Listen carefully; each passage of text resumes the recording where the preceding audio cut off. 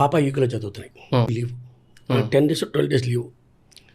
Daddy మేము వస్తున్నాము అనింది. రామా అన్న. నా వైఫ్ ఏమని తెలుసా, ఇప్పుడు ఎందుకంటే almost 8 lakhs something ticket cost వస్తుంది అని చెప్పింది. నేను చెప్పాను, వాళ్ళ నాయన కొట్టేశాడు మా, మనకు లేవురా, మనకు వదిలేసి రాని. మీరు ఆలోచించు, ఆమె ఆలోచించకూడదు. వాళ్ళ నాయనకి బాగుంది డబ్బులు, నాకు లేదు, నేను పెట్టను, నేను 12 రోజులు అక్కడే ఉంటా. కానీ పాప వచ్చేసి అమ్మని కలవాలి, తమ్ముడిని కలవాలి, నన్ను కలవాలి. సో వస్తాడంటే ఓకే రామని చెప్పిన. ఎప్పుడైనా కూడా అమ్మానికి 2 రోజులు రేపు ఉన్నా కూడా వచ్చేసి అమ్మా అని చెప్పిన. ఆ రోజు అన్న డోంట్ ఆస్క్ మీ అని చెప్పిన. ఇమోషన్ అయితే ఇమోషన్ అన్న, ఎందుకన్నా మనం సంపాదించవలేదా? ఆస్తి గురించి తెలుసో తెలీదు, నేను అంటే నాకున్న నాలెడ్జ్ మీకు షేర్ చేస్తాను ప్లీజ్. మా నాయన సంపాదించి ఒక ఇల్లు కొన్నారు అంటే అది భాగంలో నా పిల్లకాయలకి వస్తుంది. నేను సంపాదించాను అంటే నా పిల్లకాయలకి భాగం పోవాల్సిన అవసరం లేదు. నేను ఎవరి పేరుతున్నా రాసుకోవచ్చు. ఆ డబ్బులు కాదు, నేను సంపాదించిన డబ్బులు.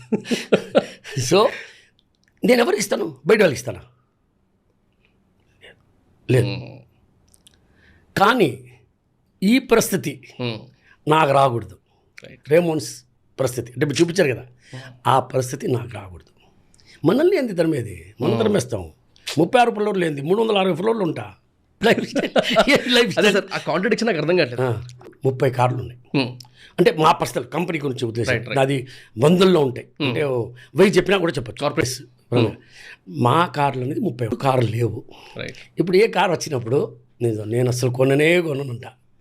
ఆ మాట నేను చెప్తాను, 24 hours నిలబెడతా. అట్లా మటుకు నేను స్లిప్ అయిపోతా. So car weakness sir? Weakness కాదన్నా, ఒకప్పుడు ఏం లేదు, ఇప్పుడు ఉంది, సంపాదిస్తున్నాను. అయితే రియల్గా చెప్పాలా మీ మూలంగా అంటే చూపించలా. అందుకు మెయిన్ నేను ఏ కార్లో పోయిన బ్రదర్ నిజం చెప్తున్నాను, 100% కోమా నా ఆలోచన అన్న. కార్లో ఆఫీస్ పోయి దిగుతాను, మళ్ళీ ఆఫీస్ నుంచి ఇంటికి డైలీ 3 kilometers నా కారు. 3 kilometers నేను సెంట్రల్లో కూర్చుంటే ఏమి, మారుతి 800 ఉంది కదా ఉంటే ఏమి, ఆటో రిక్షాలో నేను లలితా జ్యువెలరీ కొన్నప్పుడు ఆటో రిక్షాలో ఉండేది అక్కడ. సో అలాంటివి ఇప్పుడు వచ్చి మెయిన్గా